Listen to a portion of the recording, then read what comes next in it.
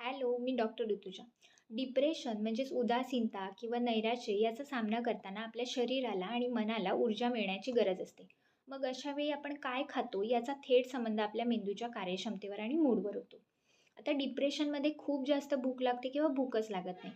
मग अशा वेळी कमी पण वेळेवर खाण्याची सवय आपण करायला पाहिजे. म्हणजे ठराविक वेळेमध्ये थोडं थोडं अन्न खाण्याची सवय आपण केली पाहिजे.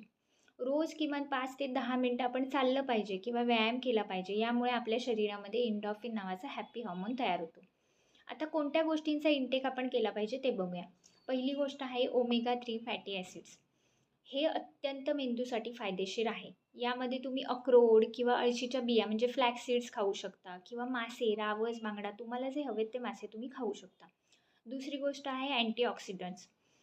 हे आपल्याला ताज्या फळांमधून मिळतं. मग ताजी डाळिंब असतील, सफरचंद असेल, बेरीज असेल किंवा तुम्ही डार्क चॉकलेटसुद्धा खाऊ शकता. यामुळे तणाव कमी होतो.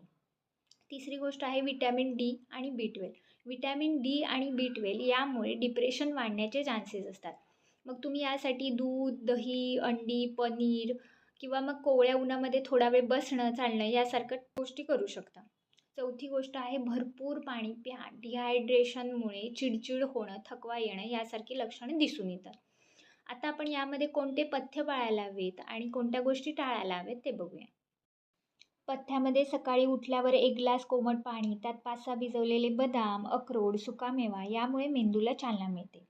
नाश्त्यामध्ये उपमा, मूग डाळीचे धिरडे, दुधातून ओट्स, ग्रीन टी यामध्ये जे कार्बोहायड्रेट असतं त्यामुळे शरीराला ऊर्जा मिळते.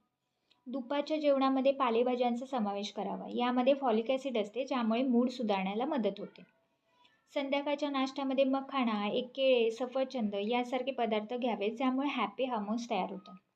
रात्रीच्या जेवणामध्ये मुगाची खिचडी, चपाती, सूप असं हलकं जेवण करावं ज्यामुळे झोप चांगली लागते. आता कोणत्या गोष्टी टाळायच्या तर अपत्यामध्ये जास्त चहा किंवा कॉफी टाळायचे. यामुळे सुरुवातीला जरी हुशारी वाटत असेल तरी नंतर अस्वस्थता आणि झोपेची समस्या वाढू शकते. गोड आणि junk food, bakery products, fast foods किंवा शुगरी फूड्स जे असतात त्यामुळे रक्तातील शुगर बदलत राहते ज्यामुळे मूड स्विंग्स होत राहतात.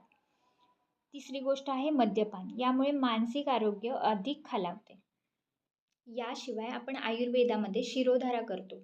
आता शिरोधारा म्हणजे काय तर कपाळाच्या मध्यभागी औषधी तेलाने अखंड आणि लयबद्ध धार सोडली जाते ज्यामुळे मज्जासंस्था शांत होऊन शरीराला आणि मनाला विश्रांती मिळते. यामुळे ताणतणाव दूर होतो, निद्रानाश दूर होतो, मेंदूची कार्यक्षमता वाढते म्हणजे स्मरणशक्ती वाढते, एकाग्रता वाढते. त्यानंतर मायग्रेन, डोकेदुखी असेल तर तो त्रास कमी होतो. त्वचा आणि केसाचे आजार असतील तर तो त्रास कमी होतो. याशिवाय तुमचा त्रास अधिक असेल तर मात्र तुम्हाला योग्य मानसोपचार तज्ज्ञाची गरज आहे.